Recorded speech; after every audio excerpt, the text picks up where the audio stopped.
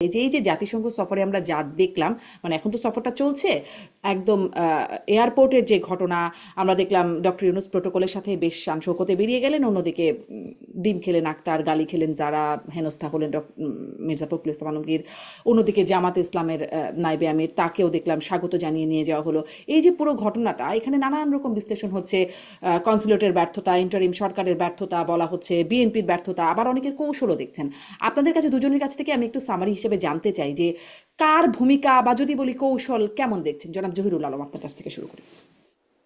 আহ, আসলে এটা বা আমি দুই দিক থেকেই দেখি।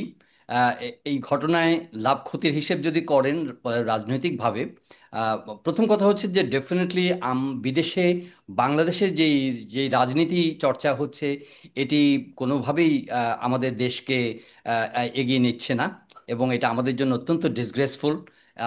গ্লোবালি আমাদের ইমেজের আরো অনেক বেশি এটা এই ধরনের কার্যক্রম ক্ষতিকারক, এতে কোনো সন্দেহ নেই। কিন্তু যদি আমাদের দেশের রাজনৈতিক হিসেব নিকেশের আঙ্গিকে আমরা দেখি, তাহলে মোটা দাগে তো এই আলোচনা হয়ে গেছে যে আহ, আপনি দেখেন যে এখানে এই বড় রাজনৈতিক দলগুলো, যে নেতৃবৃন্দ, ইনক্লুডিং এনসিপি নেতৃবৃন্দ যে সফরে গেলেন, সেখানে এয়ারপোর্টে তাদেরকে যেভাবে হেনস্থা করা হলো, এখানে কিন্তু তাদের লাভের চেয়ে আমি দেখি কিছুটা ক্ষতি হয়েছে। ক্ষতি হয়েছে এই কারণে বলবো যে তাদের সিকিউরিটি এবং ডিগনিটির প্রশ্নে কিন্তু এই জিনিসটা মোটেও মানানসই হয়নি।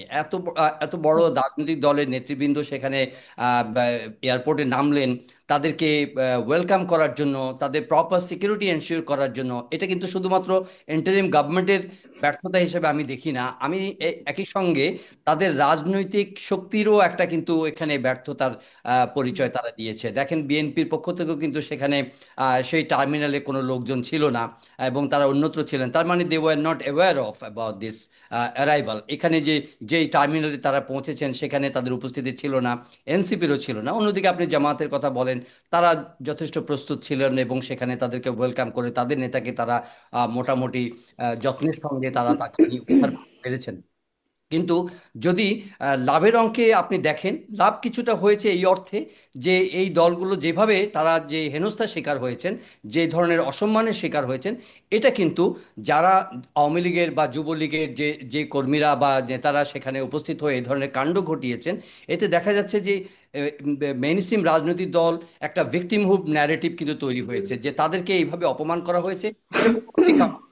বিদেশের মাটিতে তারা বিদেশে সফরে গেছেন, জাতিসংঘ সফরে গেছেন, তাদেরকে এভাবে মানে অপমানজনক বিহেভিয়ার করা, নিজের দেশের মানুষের রাজনৈতিক মানে বৈরিতার সুযোগ নিয়ে, এটা তারা ইন্টারন্যাশনালি এটা প্রজেক্ট করতে পারবে যে আওয়ামী লীগ দেশে আপনার অভ্যুত্থানকালীন সময়ে তারা যেই অনাচার অত্যাচার করেছে, মানুষের উপর যেভাবে নির্যাতন করেছে এবং যেই সব হত্যাকাণ্ড চালিয়েছে, সেই একই ধরনের এগ্রেসিভ আচরণ কিন্তু তারা কন্টিনিউ করছে। এটা তারা রাজনৈতিকভাবে বা দেশে এবং বিদেশে প্রচার করতে পারবে, এবং সেটা দেখেওছে মানুষ।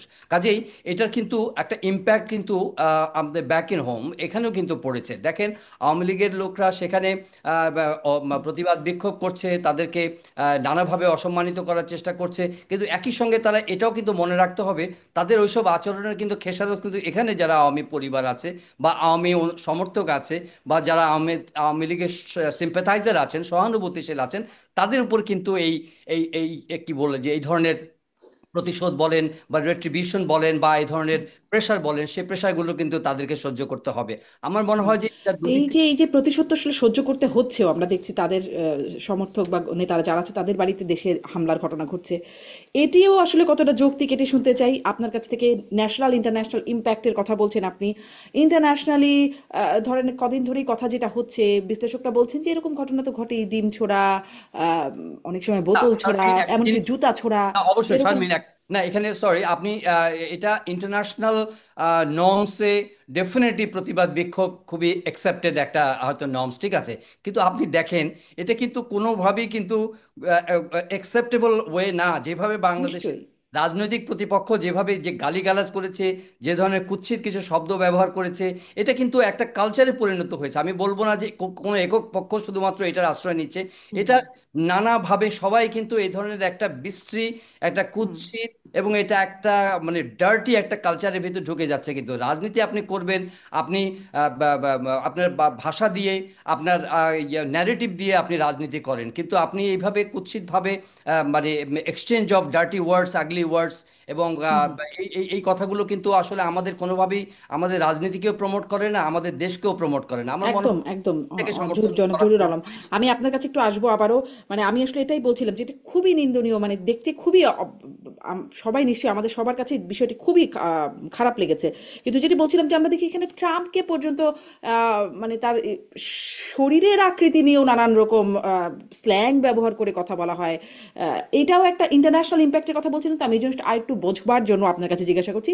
আর ন্যাশনাল ইম্প্যাক্ট সম্পর্কে আপনার কাছে আরেকটু জিজ্ঞাসা করবো। আমি আনিস আলমগীর আপনার কাছে একটু বিশ্লেষণ জানতে চাই, সামারি কি পয়েন্টস, কার ভূমিকা কেমন দেখলেন, কার কৌশল কেমন দেখলেন, কার থলেতে কি লাভ ক্ষতির হিসাবটা যুক্ত হলো।